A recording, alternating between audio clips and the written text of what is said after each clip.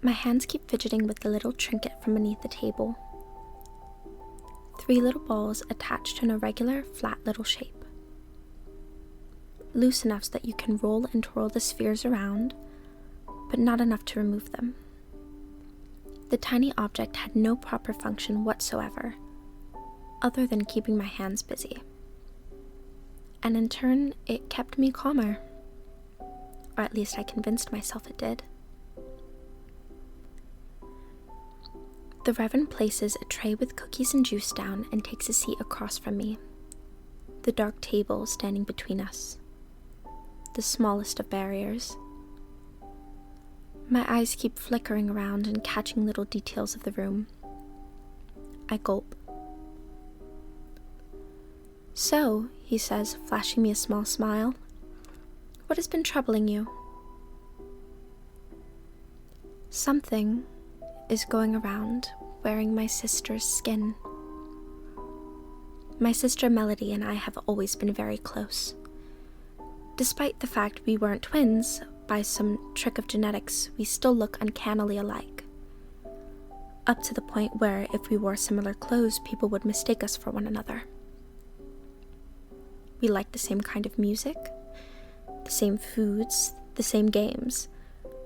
My childhood was filled with the 2 of us running in the woods that face the back of our house, climbing trees and chasing squirrels, giggling, while the splotchy sunlight that filtered through the treetops painted us with a camo pattern.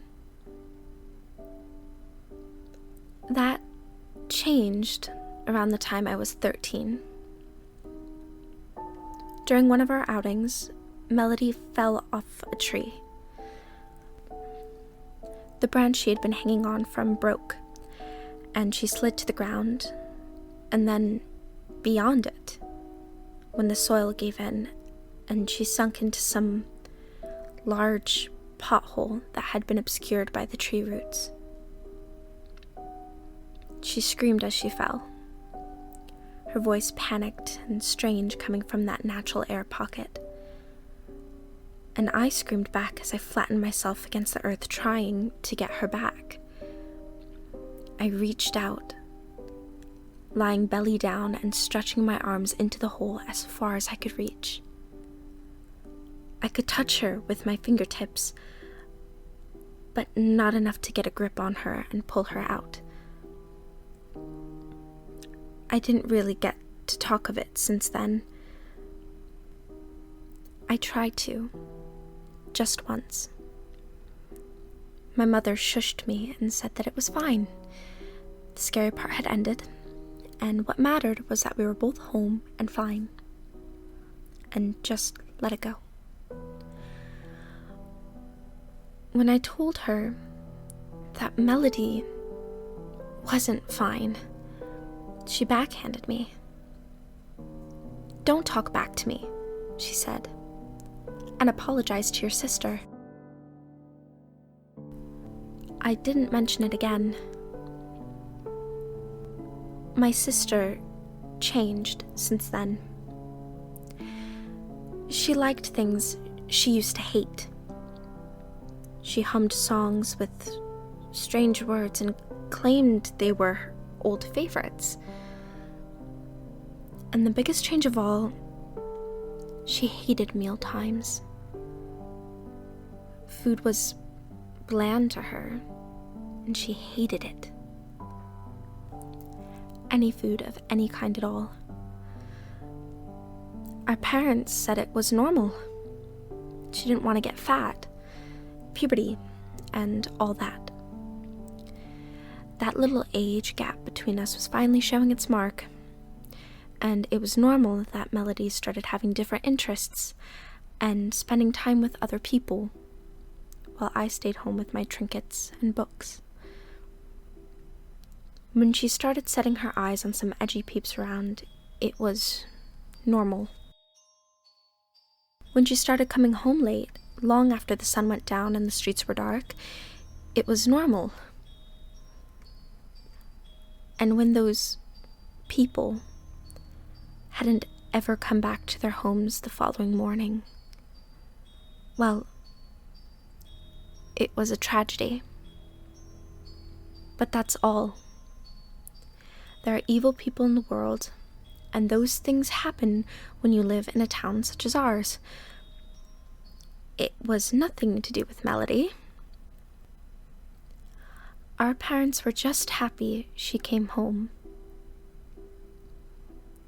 They never believed me when I said that she didn't. They weren't there when she fell, like I was. They didn't hear how her scream cut off when she landed, or the way she lied there, limp and with limbs splayed at odd angles. They didn't watch her wide eyes slowly turn milky, or feel her skin growing cold underneath my fingertips as the hours passed. They didn't see her dead, stuck in that cage of roots and moss. They also weren't there when I came home alone. Or when hours later I saw the shadow of my sister shambling towards the porch, motions strange and rigid, like a puppet with tangled strings. So, of course, they never believed the thing around wearing my sister's skin was not, in fact, my sister. You think I'm crazy, don't you, Father? I asked at the end of my tale, waiting for the man in front of me to answer. The Reverend looked at me and had a troubled expression was added to his earlier smile. I think you may need help, child. Giving credit where credit is due, at least he listened to me until I finished speaking and looked me in the eye the whole time, which was more than I got from my mother. And he was physically present, which was more than I expected from my father. He gestured toward the tray of snacks as a sort of peace offering, and I did free a hand from my fidget toy beneath the table to take a cookie, though I elected to just hold and stare at it instead of eating.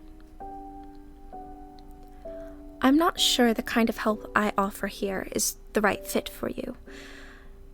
If what you want is a warm room to spend the night and some supper, then yes, but you don't really believe me, I stated. That part, however, is exactly what I expected from him. I shrugged.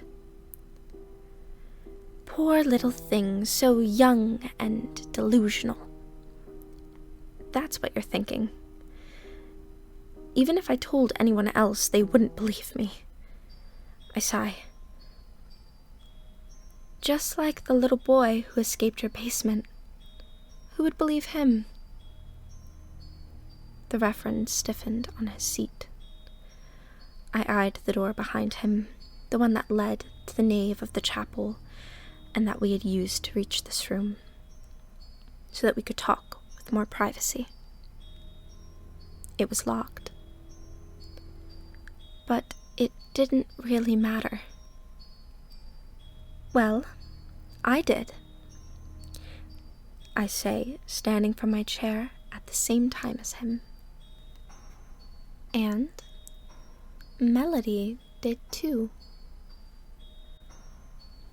He didn't have any chances to get close to me before her hands grasped his shoulders from behind and sunk her teeth in. I elected to turn away from him instead of watching, placing my fidget toy back in my pocket and standing by the window, eyeing the cookie against the sunlight and trying to decide whether it was drugged or not. The gurgling noises at my back were ruining my appetite, though. As silent as Melody tends to be nowadays, her victims are not. I tossed the suspicious cookie aside. Anyway, if Melody's here, then the children must have fled already. The ones that still could move, at least. From there on, it was up to them to call their parents or anyone else and let the authorities find the ones who were still down there. Be it to rescue or to bury. I wanted to go check on them, but the very thought of going down there myself made my stomach churn. I hate these weak guts of mine. If it wasn't for that, I'd be the one releasing the kids, and Melody would have come straight here. But no use in fretting over that for now. "Mallory, I'm done," my sister's voice chirped. I'll grant this much to my parents: as long as she's kept properly fed, Melody does look normal. At first glance, warm, solid, alive. Too bad her strict diet of wicked souls does ruin the disguise, and forces up to keep skipping towns before the supply gets lower than demand. I glance back at the Reverend as we make our way out of the room. Melody had sat him back in the same chair he had been using before, and that's how anyone would find him later. His hair was tousled, and he looked pale and unkempt. But not a speck of blood or injury was in sight. He just sat as he was placed, as dead as one could be. He still gave me the creeps nonetheless. "Your acting's getting impressive, Mal. It really looked like you were terrified." "I wasn't acting," I sneered. "What he did to those kids, and I had to distract that sick freak for, what, a full hour? 2? I was sweating buckets here. Weren't you anxious too?" "Oh yes, I couldn't stop salivating." Melody's face has a dreamy, hungry expression to it, as if just the thought makes her yearn for another bite of her recent meal. I sighed. Why did I even ask?